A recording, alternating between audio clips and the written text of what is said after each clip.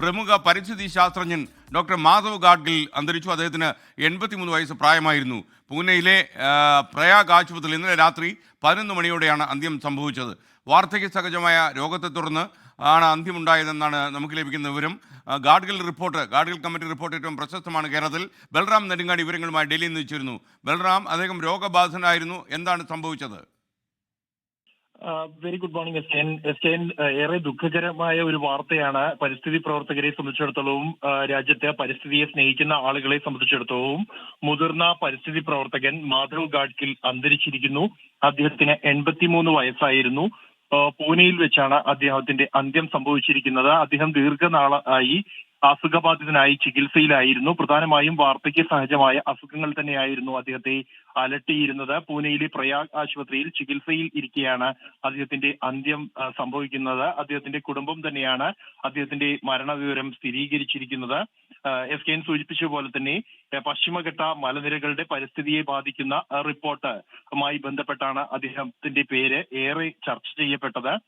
രാജ്യത്ത് തന്നെ ഏറ്റവും അറിയപ്പെടുന്ന ഒരു പരിസ്ഥിതി പ്രവർത്തകൻ, ഏറ്റവും മുതിർന്ന ഒരു പരിസ്ഥിതി ശാസ്ത്രജ്ഞൻ ആണ് നഷ്ടമായിരിക്കുന്നത്.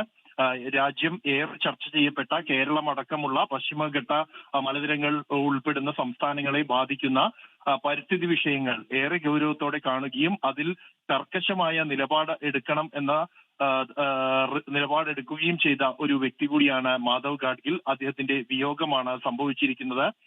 ഏറെ നാളായി അദ്ദേഹം സജീവമായി മറ്റ് സന്ദർശനങ്ങളും യാത്രകളും മറ്റും ഒഴിവാക്കിയിരുന്നു രോഗബാധയെ തുടർന്ന്. അത്തരത്തിൽ ചികിത്സയിലിരിക്കെയാണ് അദ്ദേഹത്തിന്റെ അന്ത്യം സംഭവിച്ചിരിക്കുന്നത്. അദ്ദേഹത്തിന്റെ കുടുംബാംഗങ്ങൾ തന്നെയാണ് മരണവിവരം സ്ഥിരീകരിച്ചിരിക്കുന്നത്. എസ്കെൻ. Okay, thank you Balram Nedungadi. നമുക്കറിയുന്നത് പോലെ ഗാഡ്ഗിൽ റിപ്പോർട്ട് 2011 ഗാഡ്ഗിൽ റിപ്പോർട്ട് പുറത്തു വന്നത്. പശ്ചിമഘട്ട മലനിരകളിൽ കെട്ടിടങ്ങൾ കെട്ടിയും അതിൻ്റെ ഘടന നശിപ്പിച്ചും പരിസ്ഥിതിക്ക് ദോഷമുണ്ടാക്കുന്ന വിനാശകരമായ നീക്കങ്ങളെ ചെറുത്തു തോൽപ്പിക്കാനായിരുന്നു ഗാഡ്ഗിൽ അദ്ദേഹത്തിൻ്റെ റിപ്പോർട്ടുമായി വന്നത്.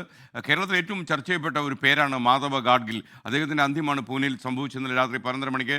അദ്ദേഹത്തിൻ്റെ മകൻ തന്നെയാണ് അദ്ദേഹം മരിച്ച വിവരം സോഷ്യൽ മീഡിയ വഴി പുറത്തേക്ക് എത്തിച്ചിരിക്കുന്നത്.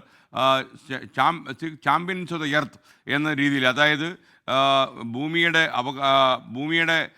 അടിസ്ഥാന പരിസ്ഥിതി കാര്യങ്ങളിൽ സംരക്ഷണത്തിനായി വന്ന 6 ലോക ചാമ്പ്യന്മാരിൽ ഒരാളായി യുണൈറ്റഡ് നേഷൻസ് അദ്ദേഹത്തെ തെരഞ്ഞെടുത്തിരുന്നു. മാധവ ഗാഡ്ഗിൽ എന്ന് പറഞ്ഞ ആളിൻ്റെ പശ്ചിമഘട്ട മലനിരകളെക്കുറിച്ചുള്ള നിരീക്ഷണം പിൽക്കാലത്ത് ശരിയാണെന്ന് തെളിയുകയും പശ്ചിമഘട്ട മലനിരകളിൽ പല പ്രകൃതി വിനാശങ്ങൾ ഉണ്ടാകുകയും ഒക്കെ ചെയ്തപ്പോൾ എപ്പോഴും മാധവ ഗാഡ്ഗിൽ പിന്നെയും ചർച്ച ചെയ്യപ്പെട്ടു. പക്ഷേ ഗാഡ്ഗിൽ റിപ്പോർട്ട് ഒരിക്കലും നമ്മൾ നടപ്പിലാക്കിയില്ല.